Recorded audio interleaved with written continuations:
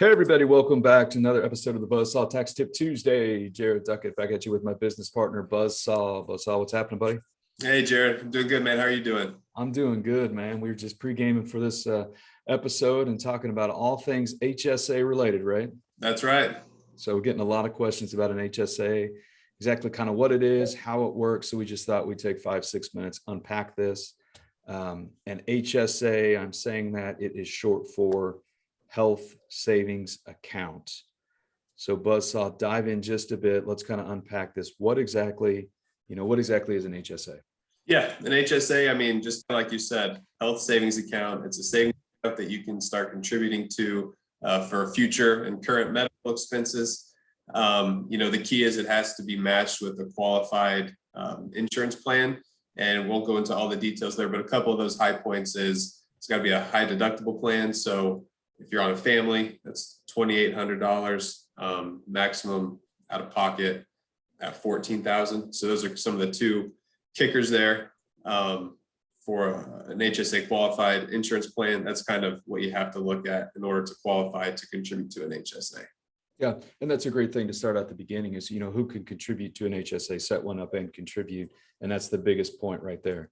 You have to have a high deductible HSA qualified, insurance plan. And a couple item notes I've got here. So it can't be enrolled in Medicare, and then you have to be 18 years or older, and no one can claim you as a dependent. Yep. But that's the key thing is get with whoever you have your insurance plan through, make sure it's HSA qualified. And if it's not, Buzz, so I was reading about this morning. I'm going to throw some numbers out there. I might mess this up, but I think it said like 65% of employers to a degree have some sort of HSA qualified plan. Yeah, I mean, they're pretty popular since the Affordable Care Act from, at this point, I don't know how many years ago, but I think a lot of employers tried to put one in place. Yeah, and also, so I say 65%, I think it said maybe 30 some odd, let's say 35% actually utilize that, if that makes sense. So there's a big gap there, people that could utilize it to a degree that maybe aren't. So anyway, that's how much, or that's who's eligible, if you will. Buzz, how much money can you put into this account, if you will, on an annual basis? Yeah, so for a single individual, it's $3,600 for 2021. And for a family, it's $7,200. Yeah. And this is, so that's the max amount you can put in there. Yep. This account's often referred to as, I'm going to say the trifecta, for taxes. It is a great tax advantageous vehicle here. Yeah. And the tax, the trifecta, if you will. So the three things is basically has tax-free contributions. And we'll dive into this here, but tax-free contributions, tax-free growth, and then tax-free distributions, right? Yeah. So Buzz, I'll just kind of walk through on an annual basis, putting the max in, how that looks on a standard year for tax purposes using the trifecta there, those three deals. Yeah. So let's say you're eligible for the family contribution. You can contribute $7,200 into that health savings account, and that comes right off of your taxable income for the tax year. So $7,200 times your tax rate, there's your savings. And then when you have a qualified medical expense, you can submit that and get that money reimbursed to you tax-free. So when the money comes back into your normal checking account, that does not have to be picked up as income. And like Jared said, tax-free growth as well, as it's sitting in that account, earning interest or whatever you have it in. All those earnings, as long as they're withdrawn with proper medical expenses, are tax-free as well. Yeah, no, that's perfect. And one thing I want to mention on the contributions, that annual limit, if there is a catch up. So if you're 55 or older, there's $1,000 catch up contribution limit that you can add on top of the 7,200 you used for 2021. But yeah, the key there, I mean, just think about the trifecta. A lot of other vehicles, let's think about IRAs, that's specifically for retirement. But it's either kind of one or the other on the front end or back end, and you got tax-free growth in between. This has all three of those.